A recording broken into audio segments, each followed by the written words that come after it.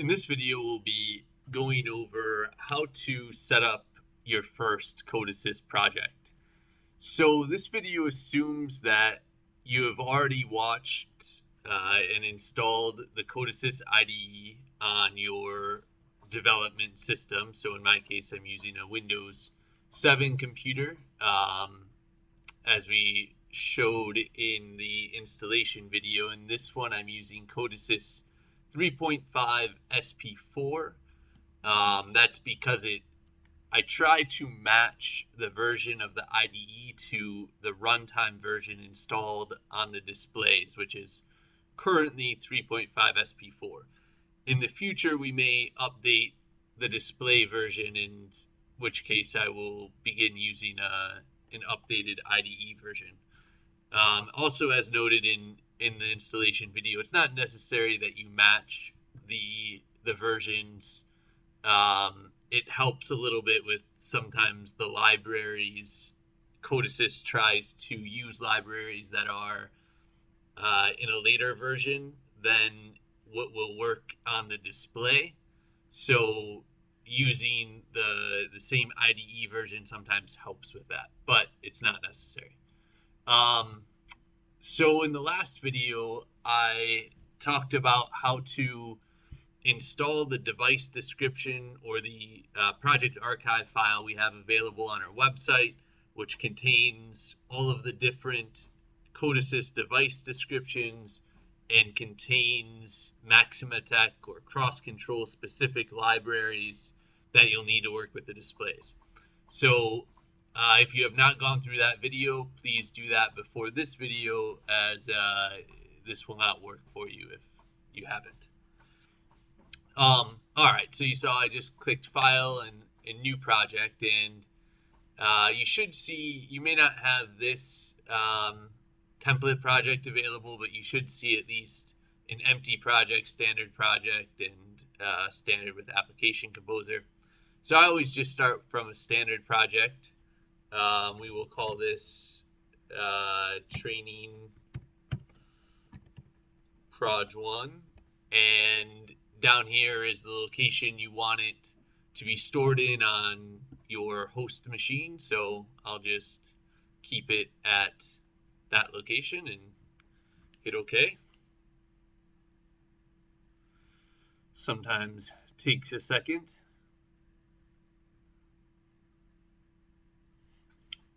And while we're waiting here, the location of the template or the project archive file is on our support site. So you should also be signed up on the support site. There's a video on the support site also about some of the different features and software tools available there. And then in further videos, we'll go over how to set up CAN bus and other specific items within CODESYS. Okay, so we get to this next screen. So the first option here is your device, and this is talking about what device description file or what device do you want to build your CODESYS code for. So if you have gone through the previous video and installed the project archive with all of the CrossControl or Maximatech specific device descriptions, you should see many ones added here. So for instance, you should have a CODESYS control CC Pilot XA. I believe on your guys's it should say Maximatech on, at least as of the making of this video, but as we update the device description files and things, it may be slightly different. But what you're looking for is the XA device if you're using an ARM device, and if you're using an x86 device, so that would be the XM or XL devices, then you're looking for these CC Pilot XM devices.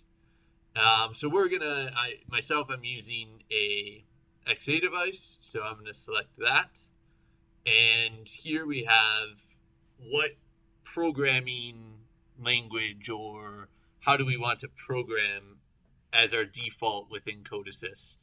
So there's a lot of different options here. I will assume if you're using CODESYS, you are at least familiar with the different options and have learned how to program within CODESYS in a certain way.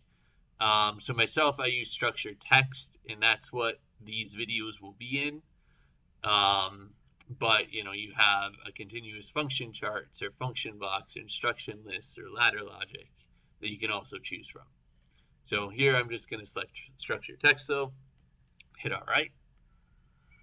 And again, sometimes on my computer this seems to take a while as it creates the project. So in future videos, we'll discuss primarily around the CAN bus. We'll discuss visualizations and adding different functions or the PLC PRG programs to your project. Okay, so this is the basic project here. So we've actually now created a simple project. It's pretty easy. So at this point though, before we end the video, I'm going to go over a couple very basic setup things. So one of the first things you'll want to do is, depending on how many device descriptions you have available, like for myself, I have different device descriptions as we've updated. So we can double click the device here, and this will give us information about our device settings. So in this case, we're looking to connect to an ARM device. This will give us information. Eventually, this is how we'll connect to the device, but I'll do that in a separate video. But what we're looking for here is, if you go to information, you'll see this version number, and this is the version of the device description that you have right now loaded into your project. So you want to be careful that this version matches the runtime version running on the devices. So at the time of making this video, the runtime version we have on the devices is 3542. So you'll notice this version is different. So what you can do is, if you see this version different than the runtime version, you can right click here and say update device. And you'll see again all of the device description devices that you have available with different versions on the right. So for instance, I know I want this CrossControl XA, but I don't see the version I want. So down here you'll see display all versions. So if I click that, then I get a lot more options. So the one I'm looking for is this XA from Maximatech 3542. So I can double click this and the device will update, and now I see the correct version in here. So it may not always be 3542. So as I said, we do consistently update the version of CODESYS we're using both on the device, and then you can update the version of the IDE you're using within Windows. So you just need to be careful that these two match. So the runtime and what's listed here are the same. And that will come into play later as we try to connect to the device, because we wouldn't be able to connect to the device if they're different. Okay, so that covers the creation of a standard project.